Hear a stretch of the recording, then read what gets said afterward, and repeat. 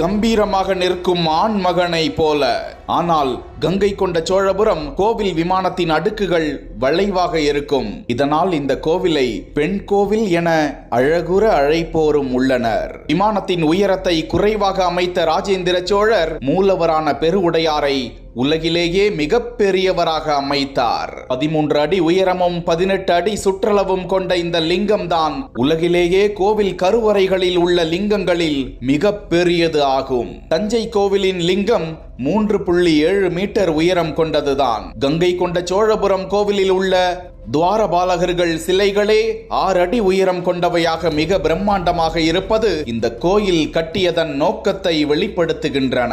வரலாற்றில் யாரும் அடையாத கங்கை கரை வரை வெற்றி என்ற பிரம்மாண்டத்தை காலம் கடந்தும் சொல்ல வேண்டும் என்ற நோக்கில் கோவிலும் கோவிலின் சிலைகளும் அமைக்கப்பட்டுள்ளன என்பதே வரலாற்று ஆய்வாளர்களின்